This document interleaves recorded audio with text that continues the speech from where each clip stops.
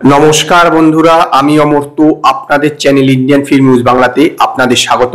आज के भिडियोते आमी G5 रिलीज हुआ साइलेंस 2 मुभिटा निये कथा बोलबो, जाते आछे मनोज बाजपेयी, प्राची देसाई एबं साहिल बेद। एटी एकटी थ्रिलार। साइलेंस 2 ভেবে এরকম ভাববেন না যে এটি সাইলেন্সের সিকুয়াল। এর সঙ্গে কোনো ব্যাপার নেই। আপনারা যদি সাইলেন্সটা সিনেমাটা নাও দেখে থাকেন আগের পার্টটা, তাহলেও কিন্তু এই সিনেমাটা বুঝতে কোনো সমস্যা হবে না। এটি একটি সম্পূর্ণ আলাদা ঘটনা।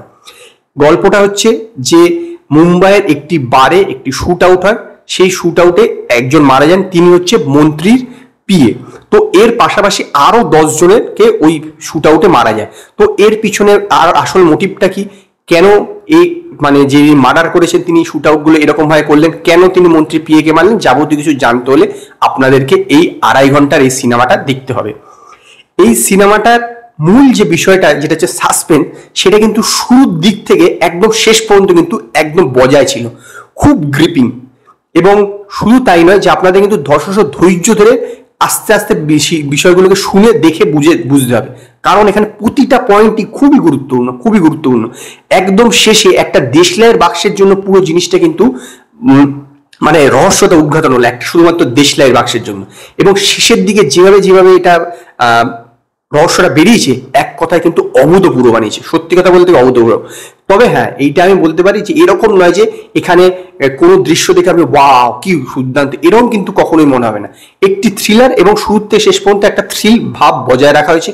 অবশ্যই আপনি একবার দেখতেই পারেন। অ্যাক্টিং এর কথা বললে বলবো, মনোজ বাজপেয়ীর কাছে তো এই জাতীয় রোল জলবাদ। তিনি তো সাধারণত এইসব রোল তো কোনো ব্যাপারই না, অসাধারণ অভিনয় করেছেন, এই বিষয়ে কোনো সন্দেহ নেই।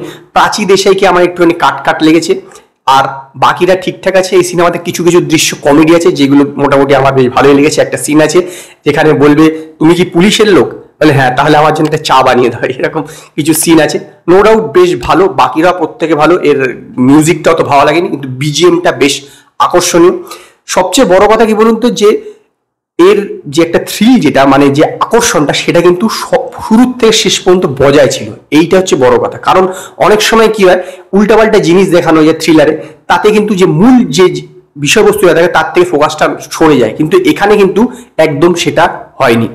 এইখানে একটা সিন আছে যে হিউম্যান ট্রাফিকিং হবে। সেই হিউম্যান ট্রাফিকিংটা ধরার পর থেকে কিন্তু পুরো জিনিসটা মানে পুরো যে গল্পটার মোড়টা ঘুরে যাবে এবং থ্রিলটা আরো বেশি মাত্রায় বেরোবে। এবং শেষের দিকে যেভাবে ধরবে, লোকে এটা এক্সপেক্টই করতে পারবে না যে অ্যাকচুয়াল এত বড় কিছুর পিছনে হতে পারে।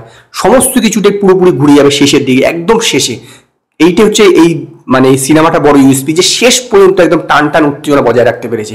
সাধারণত কি অনেক জায়গাতে এই জিনিসটা চলে যায়, কিন্তু এই সিনেমাতে পুরোপুরি ডাইরেক্টর বজায় রাখতে পেরেছেন এই জিনিসটা। এবং অ্যাক্টিং তো নো ডাউট মনোজ বাজপেয়ী এক কথা অসাধারণ করেছে। এমনিতে উনি নো ডাউট ভালো অ্যাক্টর, এই বিষয়ে কোনো সন্দেহ নেই। এখানেও অবশ্যই ভালো করেছে।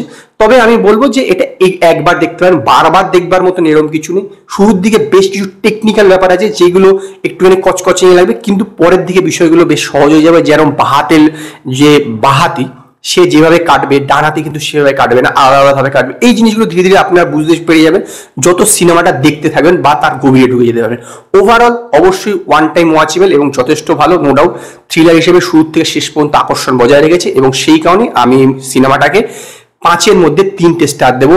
যদি আপনারা সাইলেন্স 2 মুভিটা দেখে থাকেন G5 তো আপনারা আমায় কমেন্টে জানান আপনাদের এই সিনেমাটা কিরকম লাগলো। যদি আপনাদের এই ভিডিও পছন্দ হয়, ভিডিওটিকে লাইক করুন, কমেন্ট করুন, শেয়ার করুন, আর নতুন আপডেটের জন্য আমার চ্যানেলকে সাবস্ক্রাইব করুন।